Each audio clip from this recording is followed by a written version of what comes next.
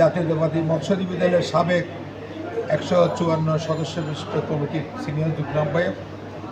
তো অতি সম্প্রতি আপনারা জানেন আমাদের উক্ত কমিটি আমাদের মাননীয় মহাসচিব সহ ভারপ্রাপ্ত চেয়ারম্যানের নির্দেশে কেন্দ্রীয় কমিটি বিলুপ্ত করে দিয়েছেন।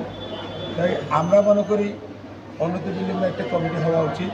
তাই আমি আমাদের সকল নেতৃবৃন্দের সাথে বিগত দিনে যারা 20 বছর এই মৎস্যজীবীর সাথে, আমি 20 বছর ধরে মৎস্যজীবী করি, আমার সাথে যারা সক্রিয় ছিল এবং 154 সদস্য বিশিষ্ট কমিটির মধ্যে যারা সক্রিয় ছিল এবং 75টা সাংগঠনিক জেলার মধ্যে যারা সক্রিয় ছিল, তাদের সমন্বয়ে যারা নির্যাতিত, কারা নির্যাতিত, দক্ষ, যোগ্য, ত্যাগী, বারবার রাজপথে ছিল, আমার সাথে জেল খাটতে অনেক কারাবন্দী, তাদের সমন্বয়ে কিছু নতুন এবং লোক যারা যুক্ত হয়েছে, যোগ্য, দক্ষ, ত্যাগী মনে করেছি, তাদের সমন্বয়ে 241 সদস্য বিশিষ্ট একটি কমিটি ভারপ্রাপ্ত চেয়ারম্যান মহোদয়ের নিকট দপ্তরে জমা দিয়েছি।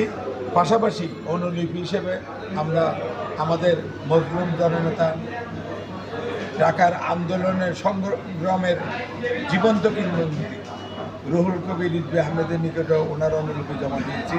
আশা করি ওনারা কেন্দ্রীয় নেতৃবৃন্দ আমাদেরকে, যারা যোগ্য, দক্ষ, ত্যাগী, পরীক্ষিত, রাজপথে ছিল, তাদের সমন্বয় করে যাচাই বাছাই করে আমাদের এই কমিটি উপহার দিবে বলে আমাদের দৃঢ় বিশ্বাস। কারণ এরা রাজপথে ছিল দীর্ঘদিন, 16-17 বছর ছিল এবং যাচাই বাছাই করে দেওয়া হয়েছে। এখানে বিভিন্ন জেলার সভাপতি, সেক্রেটারি, তাদেরকে দেওয়া হয়েছে।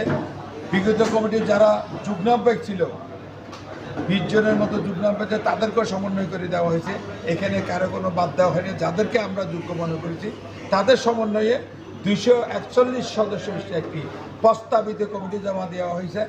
আমি নাদিম চৌধুরীর নেতৃত্বে, তরিকুল ইসলাম মধুভাই সিনিয়র সভাপতি, ওনার নেতৃত্বে, আমাদের তানভীর আহমেদ দুলাল, উনি সিনিয়র যুগ্ম আহ্বায়ক, ওনার নেতৃত্বে, এবং আমাদের এক বিশিষ্ট ব্যবসায়ী, আমাদের কেন্দ্রীয় কমিটির যুগ্ম আহ্বায়ক মামুনুল হুদা, তার নেতৃত্বে, উনি সাধারণ সম্পাদক, তার নেতৃত্বে আমাদের এই সালাম ভাই, উনি বিশেষ ব্যবসায়ী, শিল্পপতি, সে আজকে 14-15 বছর ধরে মৎস্যজীবী দল করে।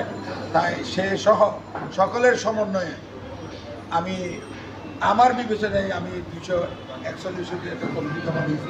এখন দল যাচাই বাছাই যেটা করবে, এই সিদ্ধান্তের প্রতি আমরা একাত্ম থাকব, দলের সিদ্ধান্ত মেনে নিব এবং সকলকে আশা করি এর মধ্যে দিয়ে আমাদের দলের ঐক্য এবং শৃঙ্খলা ফিরে আসবে বলে আমার দৃঢ় বিশ্বাস, এবং সকলকে ঐক্যবদ্ধ হয়ে দলের বিরুদ্ধে সকল ষড়যন্ত্র মোকাবেলা করার জন্য আহ্বান জানাচ্ছি।